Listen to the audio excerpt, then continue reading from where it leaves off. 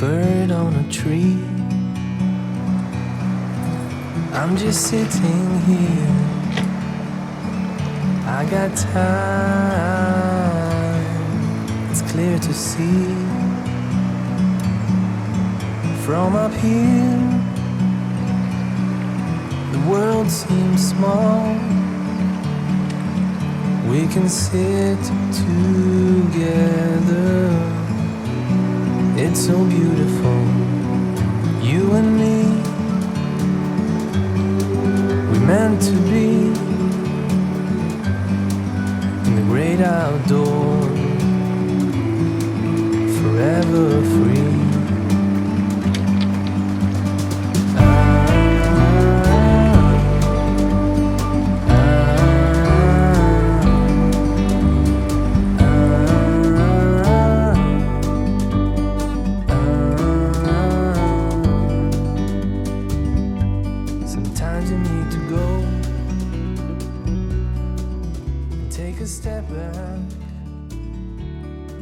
Bien, voilà donc une petite présentation de mon bateau et de son équipement, hein, comme certains me l'ont demandé. Donc voilà la remorque, hein. Alors ici vous avez un petit coffre à batterie, hein, pour alimenter le moteur électrique qui me sert de treuil avec télécommande, hein. J'ai conservé, vous voyez, le treuil manuel qui passe en dessous. Ça me permet lors du transport, eh bien, de soulager le moteur électrique, puisque mon câble va être détendu, comme ça il n'y a pas de force qui s'exerce sur le moteur. Et puis en cas de panne, eh ben, j'ai toujours mon treuil manuel, hein. Donc ça c'est un petit côté sécurité. Donc là il y a la roue de secours, hein. Évidemment il y a des cadenas un petit peu partout, parce que malheureusement, vous voyez, hein, sur la batterie on ne peut pas trop faire confiance quand on est au bord de l'eau. Là j'ai un autre cadenas qui se balade, celui-ci il ira quand la remorque sera montée sur la voiture, dans le petit trou que j'ai agrandi ici, qui était prévu pour mettre un canon, mais qui ne me paraissait pas très pratique. Donc voilà, hein. Ça c'est pour la remorque, hein. Donc maintenant on va regarder à l'arrière du bateau. Donc maintenant, si on arrive à l'arrière du bateau, on voit que le bateau il est maintenu par une sangle, hein, pour le transport, hein, pour éviter dans les virages que le bateau ne glisse sur la remorque. Alors ça c'est tout simple, hein, c'est une sangle à cliquet, hein, qui fait tout le tour du bateau comme ça, et puis simplement elle passe en dessous la remorque, hein, il n'y a pas besoin d'avoir 36 complications, c'est enlevé en un tour de main. On la met juste devant les taquets chaque côté pour éviter qu'elle ne glisse, hein, et puis voilà, le tour est joué. Donc c'est d'une simplicité enfantine pour amarrer le bateau à la remorque. Voilà l'arrière du bateau, hein. Donc là on va pouvoir voir ici le support alu qui est intégré dans la coque et qui est prévu pour fixer la sonde avec son étrier. Ça c'est formidable, hein, parce que c'est vraiment, ça nous évite de percer la coque, hein, et puis d'avoir un tas de trucs. On en a un de chaque côté, un support comme ça. Après ici on a l'évacuation, hein, s'il y a de l'eau qui vient dans l'arrière du bateau. Ici c'est ma sortie, j'ai mis un petit tuyau, c'est ma sortie de pompe de cale, hein, pour vidanger le bateau quand il y a de l'eau après des orages, ou s'il y a de l'eau renversée dans le bateau. De chaque côté on a une cadène pour accrocher éventuellement un bout, hein. Et puis j'ai mis de chaque côté aussi des porte-cannes, 3 porte-cannes en plastique PVC de chaque côté, plus un porte-canne inox ici incliné. Et puis là on retrouve un branchement pour les feux de navigation, hein. C'est le feu blanc, hein, des centrales du bateau, hein, qui va être raccordé ici. Voilà, donc après ce bateau il est équipé d'un moteur Yamaha 50 chevaux, hein. C'est des moteurs qui sont super. Alors le bateau il supporte 70 chevaux, il est homologué pour 70 chevaux, hein. Mais bon, déjà 50 chevaux ça pousse, hein. Surtout que c'est un bateau qui est quand même assez léger, qui est bien caréné et qui glisse sur l'eau, donc c'est nickel avec 50 chevaux, hein. Vraiment ça sert à rien de... Enfin bon, tout dépend les performances qu'on recherche, mais moi avec ça, j'ai tout ce qu'il faut avec ça. L'arrière du bateau, on va voir qu'on est équipé aussi, alors là de chaque côté, hein, d'un support pour mettre une sonde si on veut la mettre soit à bâbord soit à tribord. Ici on a une prise d'eau On a une crépine pour la pompe d'aspiration de remplissage du vivier. Hein. Après, on a un trou avec la vidange. Hein. C'est le tube qui vient vidanger le vivier pour la vidange du vivier et le trop-plein du vivier. Et puis à côté, ben, comme sur tous les bateaux, on a un bouchon de nable hein, pour vidanger l'eau qui pourrait rester au fond du bateau après une grosse pluie, ou quand on nettoie le bateau, ou si on renverse de l'eau dans le bateau tout simplement. Hein. Donc les équipements que j'ai montés sur le bateau, hein. Ici vous avez un tablier roulette avec taquet coinceur si on veut mettre l'ancre, hein, si on veut ancrer le bateau. Donc ça peut servir de temps en temps, pas très fréquemment, mais bon, c'est toujours pratique de l'avoir. Tout ça c'est en inox. Hein. Le bateau il est équipé de feux de navigation, hein. Donc là on a le feu tribord, le feu vert. Ensuite j'ai monté des taquets, donc là pour amarrer le bateau. Hein. J'ai remonté des mains courantes aussi parce que je trouve ça très pratique de pouvoir s'accrocher, notamment si on veut accoster avec un autre bateau, quand on veut monter dans le bateau depuis le ponton. Petit côté ludique, j'ai mis une corne de brume qui fait son effet, hein, ça tonne un petit peu. Et puis là, la main courante encore que j'ai rajoutée, hein, avec toujours un taquet, alors tout ça en inox, hein, avec de la visserie inox. Donc l'avantage c'est que notre bateau étant dans une épaisseur quand même de 3-4 mm inox, ça permet de percer taraudé et enfin le bateau il n'est pas en inox hein, bien sûr, il est en alu, mais je veux dire que les vis inox dans de l'alu bien serré, c'est formidable, hein, ça tient super bien et ça fait propre. Alors maintenant, on va voir un petit peu les coffres qui sont présents sur le bateau. Hein. Donc vous voyez, à la proue du bateau, on a un coffre qui est intégré à l'avant. Donc là, il s'ouvre comme ceci, sur verrin, hein, bien sûr, comme toutes les portes de coffre. Hein. Et puis on pourra y voir qu'à l'intérieur, eh ben, j'ai mis toute la partie électrique un petit peu hein, du bateau. Donc là, on va trouver la batterie 24 volts, hein, lithium. On va trouver un coupe-circuit qui va alimenter, qui va couper et remettre la tension sur le moteur électrique. Hein, donc c'est du 80 lb, donc c'est pour ça qu'on est en 24 volts. À côté, je ne sais pas si on le voit bien, on a un transfo qui va nous faire du 12 volts gris là, et puis qui va alimenter le sondeur et qui va alimenter ce qu'on voit en noir. C'est un réseau, hein, c'est un réseau NMEA 2000 qui va pouvoir faire correspondre notre sondeur avec le moteur électrique. Hein. Ça peut être très pratique. Hein. Donc toute la partie électrique, elle est dans ce coffre, bien à l'abri, avec les papiers. Hein. Moi vous voyez une pochette là à droite, là-dedans il y a mes permis, il y a mes assurances, il y a la carte de pêche, il y a tout ce qui peut être paperasse hein, qui est bien à l'abri à l'avant du bateau comme ça. Voilà, donc ça c'est le premier coffre. Ensuite on va retrouver ici moi ce que j'appelle la baille à mouillage. Hein. Donc c'est un coffre encore sur vérin.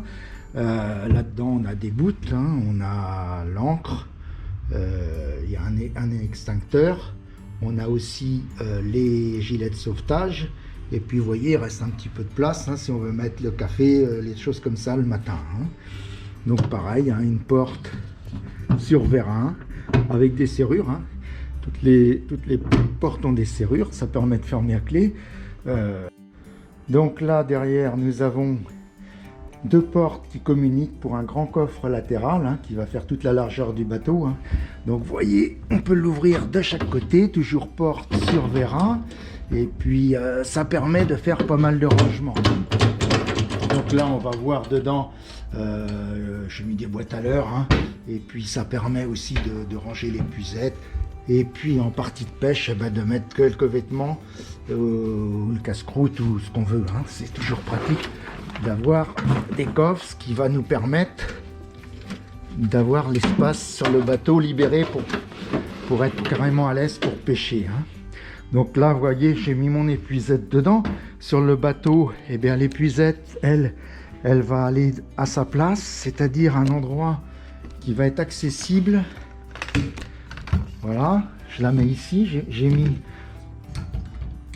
vous voyez, sur le pare-brise, sur la main courante qui entoure le pare-brise, j'ai mis un petit clip qu'on peut voir là en plastique, en PVC, qui va tenir le manche de mon épuisette pour qu'elle ne se casse pas la figure. Et puis ça va me permettre d'attraper l'épuisette depuis n'importe quelle position du bateau. Donc ça c'est quand même pas mal.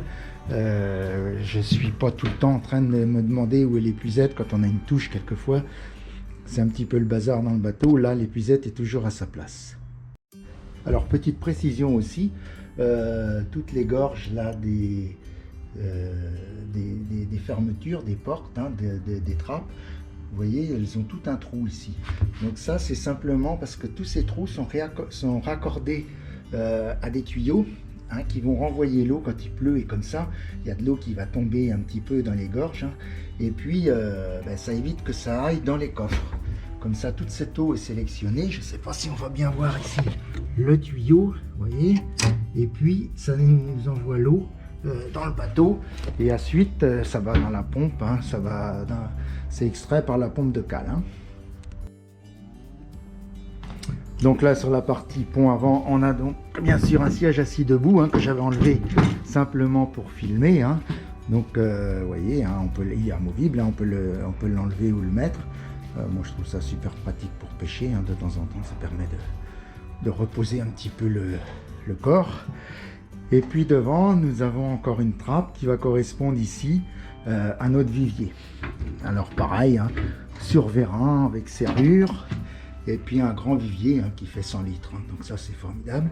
On a donc ici, on voit le diffuseur de la pompe à air. J'ai une pompe à air pour mettre un petit peu d'oxygène. En dessous, là, on va avoir le bouchon de vidange qui va servir évidemment pour vider le vivier. Et puis au-dessus, on voit bien qu'il y a le trop-plein. Donc ça, c'est bien équipé. Alors maintenant, le coffre latéral, on a un grand coffre latéral ici, c'est le coffre à canne, toujours même principe. Alors là, il y a deux poignées parce que forcément la porte elle est beaucoup plus longue. C'est une porte qui est montée avec un vérin à chaque bout. Donc ici on peut voir la canne de feu dont je vous parlais tout à l'heure, qui s'emmanche pour les feux de navigation, qui va être rangé ici tant qu'on n'en a pas besoin. Et puis après, on va avoir un grand espace pour mettre nos cannes. Donc ça, c'est pas négligeable. Vous voyez, j'ai les cannes au fond, les cannes à deux brins qui sont pliées au fond. Et puis j'ai même de quoi mettre quelques boîtes à l'heure, il y a vraiment de la place. Et puis le plus pratique, c'est à la partie supérieure, où j'ai mes cannes monobrin. Par exemple ici, on a une canne que j'ai montée pour le brochet, pour le big bait. C'est une canne de 8 pieds, ça fait 2,43 m. Et voilà, elle est rentrée comme ça, intégralement. Avec, on voit comme astuce au bout, là-bas, il y a des petits tunnels, enfin des petits tubes qui permettent le prolongement de la canne dans le coffre à l'avant. Si bien qu'on a un grand espace de rangement. Et ça nous permet de caser des monobrins qui sont bien à l'abri et bien en sécurité. Donc une fois refermés, nos cannes sont bien protégées. Pendant qu'on est là, on va voir ici, j'ai monté tout un rail en alu avec des trous. C'est simplement un accroche-leurre. Ça va me permettre, quand on est plusieurs sur le bateau, et puis qu'on cherche le leurre qui convient, des fois on en fait défiler, et puis ça permet de les mettre à sécher, et puis surtout de les ranger pour pas se prendre les hameçons après. Il y en a un autre sur l'autre côté à l'avant, là, qui est ici. Voilà donc le coffre à nourrice, toujours pareil, vérin hydraulique, serrure, voilà. Ici, on a la nourrice, donc la batterie de démarrage du moteur thermique, et puis de servitude pour certains accessoires. Le coupe-circuit plus loin. Alors ici, il y a des boîtes de rangement, ça c'est pour mettre mon sondeur si je veux le démonter. Ça c'est la boîte à pharmacie, indispensable, du désinfectant, des pansements, avec les brochets et autres, on ne sait jamais. voyez que c'est posé sur une plaque. En dessous, on a toute l'eau qui va arriver quand il y a des pluies d'orage et des choses comme ça. L'eau du bateau va passer par les petits trous qui sont de chaque côté ici et puis aller se retrouver dans le coffre inférieur ici. Et puis là, on a donc la pompe de cale hein, qui, avec son flotteur, va se déclencher. Et puis, on va commander via un interrupteur sur le tableau de bord. Hein. Donc voilà, on va continuer à faire le tour du bateau. Donc on arrive au poste de pilotage ici. Alors vous voyez, comme vous pouvez voir, je coince une caisse à pêche Décathlon ici hein, pendant le transport. Et puis il suffit de l'enlever dès qu'on est en action de pêche. Hein. Donc voilà. Et puis je la pose à l'arrière sur le coffre à nourrice. Ça me fait un siège pour pêcher à l'arrière du bateau, hein, puisqu'on est pas mal assis là-dessus. Alors le siège qui a 2 positions, hein, donc là il est en position assis debout. Ça peut être très pratique quand on n'a pas une grosse visibilité ou il y a en période de crue, quand il y a des choses qui flottent sur la rivière et qu'on veut éviter de buter ou de se les prendre, on peut avoir une meilleure visie quand on est en position assis debout. Hein. Et puis si on veut la position confort, il suffit de rabattre à l'avant. Et là on se retrouve dans un fauteuil de ministre. Hein. Ça c'est formidable et c'est très très confortable. Après, classique. Hein. Alors, vous pouvez voir ici mon sondeur. Moi, il est en position de transport. Ici, il va être abrité il va être protégé, plus exactement, par le pare-brise. Hein, et puis son cache. Hein. Donc maintenant, quand j'en ai besoin, il suffit de le remettre comme ça en position de pêche hein, ou de navigation. Et puis, on a un sondeur tout à fait accessible. C'est un sondeur tactile, Laurence. Hein, c'est un Elite TI2 hein, en 9 pouces. Voilà, donc on a le poste de pilotage classique hein, avec... j'ai rajouté un petit compas ici. Et puis on a nos boutons de commande. Hein, c'est tout à fait classique. Hein, donc là on va retrouver tous nos interrupteurs hein, de commande. Hein, donc on va commencer ici, donc Water System, ça c'est pour remplir la pompe, mettre en route la pompe pour remplir le vivier. Après on a les feux de navigation. Après on a la pompe, c'est-à-dire la pompe vide-cale, hein, si on veut la faire marcher en position marche forcée, hein, sinon elle fonctionne avec son flotteur. Ici on a le bulleur de la pompe, hein, c'est-à-dire la pompe à air du vivier. Et puis on a une fonction ici pour la corne de brume. Hein. Voilà, donc ici on a tout simplement aussi un espace où on va pouvoir ranger. Moi je range ici des pinces pour dégorger, enfin pour décrocher les poissons. Mon décroche-leur, on peut ranger, ça fait vide-poche un petit peu. Et puis en fait, hein, c'est un conduit qui va servir à envoyer tous les câbles, à faire un passe-câble pour aller à l'avant jusqu'à notre coffre de proue pour raccorder toute la partie électrique si on veut passer des câbles. Et puis à l'arrière, pareil, hein, on a tous les câbles du moteur thermique qui arrivent par l'arrière. Hein. Donc ça, c'est pratique. Ici, alors ici, j'ai tout simplement mis une boîte de leurre, puisqu'il n'y a pas de place de perdu. Voilà. Et là, on voit qu'il y a la pompe d'aérateur, hein, la pompe à air pour le vivier. Et puis, ça fait une grande place de rangement. Alors, il y a des feuilles mortes qui sont arrivées là. C'est un petit peu dégueu, mais bon, ça me fera l'occasion de nettoyer.